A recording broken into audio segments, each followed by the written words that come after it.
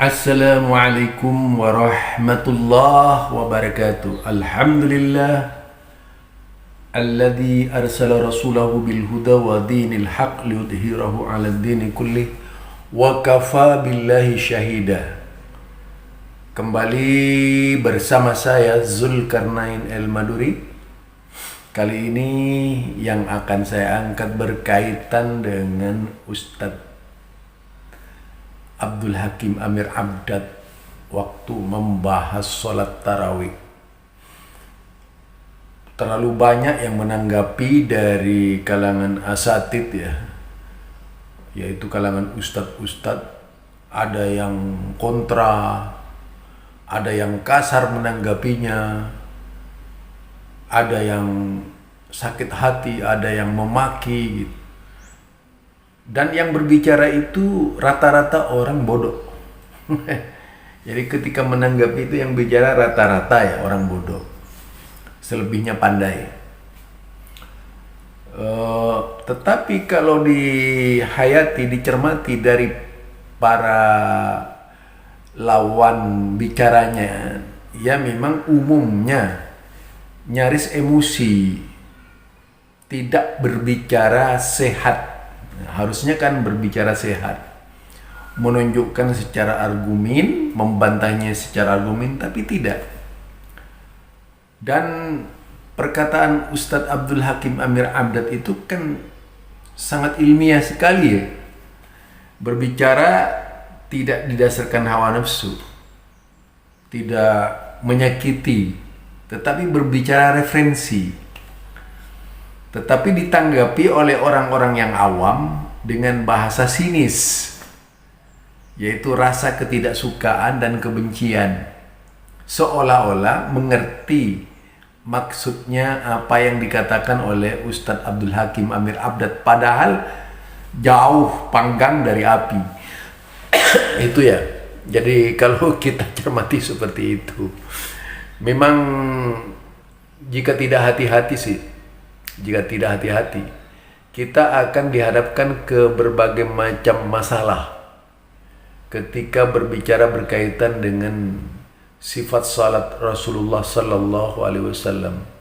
Pasti ada yang kebakaran jenggot, ada yang tidak terima, ada yang sakit hati, karena ada kesimpulan akhir yang dikatakan bahwa tarawih berlebihan itu, yaitu tarawih yang lebih dari 11 rakaat tadi. Karena memang dalil-dalilnya itu simpang siur ya, pro dan kontra. Terkadang dipaksakan untuk sahih agar bisa diterima oleh setiap orang yang membacanya. Bahkan ada kitab yang disusun khusus sebagai bentuk pembelaan terhadap 23 rakaat. Jadi kitabnya khusus itu dibuat sedemikian rupa sebagai bentuk pembelaan kepada 23 rakaat. Memang ulama yang menilai hadis-hadis tarawih 23 rakaat dan selebihnya itu lemah dan tak sesuai dengan cara Rasulullah sallallahu alaihi wasallam. Di antaranya adalah Syekh Nasiruddin Albani, dengan tanggap, yaitu tegas, lugas, membicarakan tentang keberadaan hadis tersebut. Mulai dari hadis 20 tadi sampai kepada hadis 30 ya, atau lebih darinya ini. Karena di kalangan sahabat katanya itu ada bermacam-macam model sholat tarawih yang dilakukannya. Bahkan ada berbagai macam sholat tarawih, yaitu dari sisi rakaatnya bermacam-macam. Tapi yang sebenarnya kalau kita baca, kita pahami, tidaklah seperti yang digambarkan oleh mereka. Nah, untuk itulah mari kita dengar ucapan atau uraian yang disampaikan oleh yaitu Ustadz Abdul Hakim Amir Abdad. Mengerjakan tidak? Jawabnya, tidak pernah mengerjakan lebih dari 11 rakaat. Seluruh hadis yang berbicara tentang sahabat mengerjakan lebih dari 11 rakaat tidak ada yang sah apabila kita munsif dan apabila kita berjalan di atas kaidah-kaidah ilmu hadis dan apabila kita alim tentang itu. Kan tidak mungkin sahabat akan menyalahi Nabi yang mulia. Perhatikan riwayat yang sahih, athar dikeluarkan oleh Al-Imam Malik. Al-Imam Malik meriwayatkan dari Muhammad bin Yusuf an Sa'ib ibn Yazid qala amara Umar bin Al-Khattab Ubay bin Ka'b wa Tamiman ad-Dari an yakuma lin-nasi bi 11 rak'atin.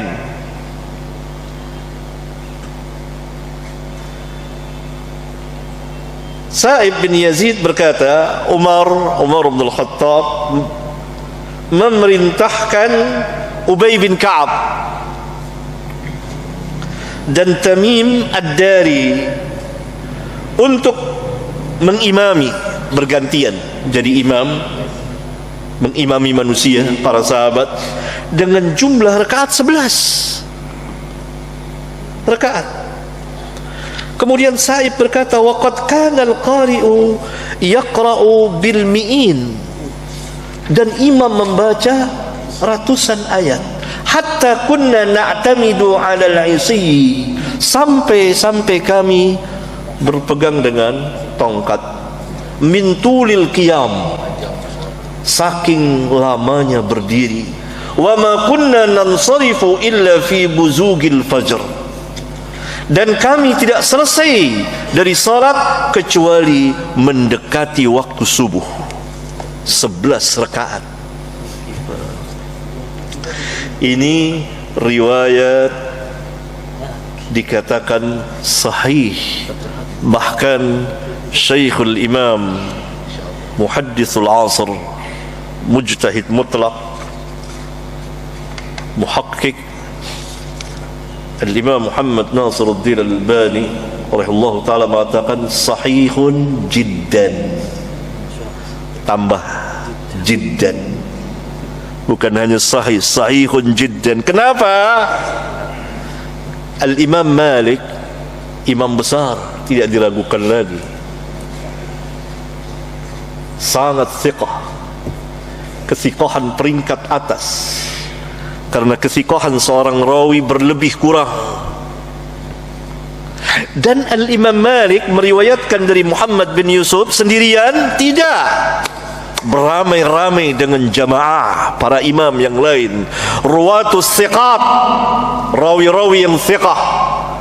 Saya sebutkan yang saya ingat, Yahya bin Sa'id Al-Qattan.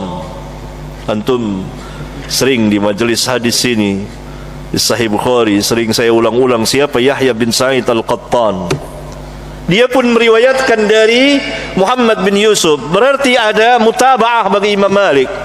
Tidak cukup Yahya bin Sa'id Al-Qattan, ada Ismail bin Umayyah, ada Usama bin Zaid, ada Muhammad bin Ishaq, dan lain-lain. Itu yang saya ingat.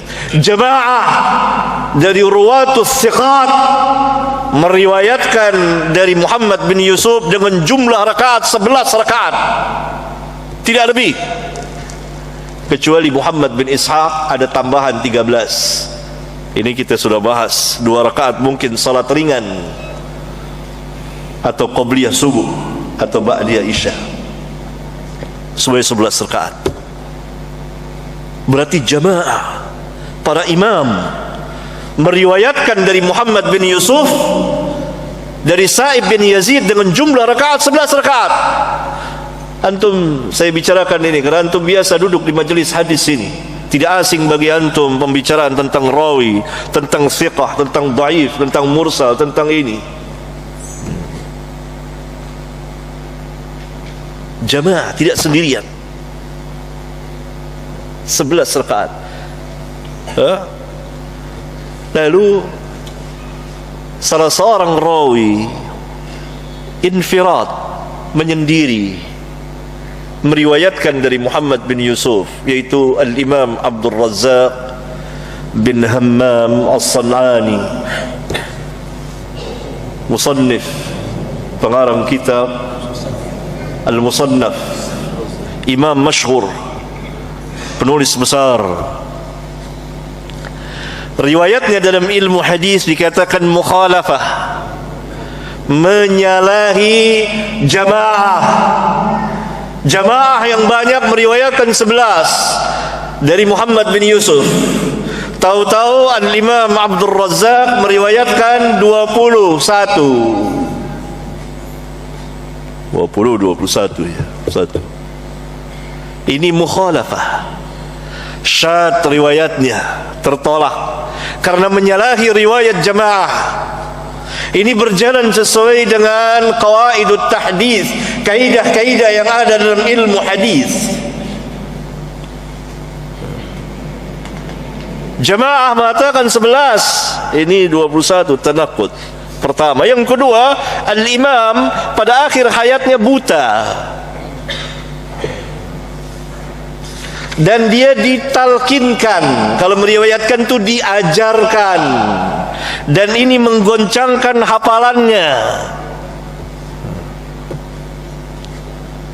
Berarti riwayat Abdul Razzaq al-Imam rahmatullahi alaih gugur.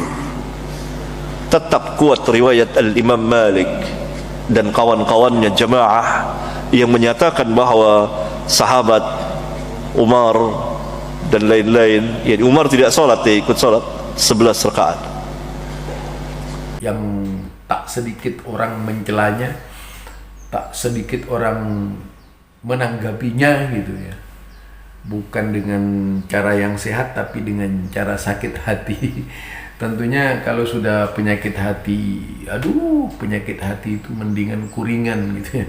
Kalau penyakit hati lebih dari kuringan, bisa membuat orang lain sakit. Kalau sakit hati itu namanya saja sakit hati, tidak lagi objektif, akan selalu subjektif ketika menilai tentang seseorang ya, atau orang lain, maka akan dianggap tidak sesuai dengan sunnah mereka. Jadi mereka ini punya tautan namanya aswaja, tapi tautan itu tidak ada hubungannya dengan aswaja masa lalu, aswaja sekarangan saja.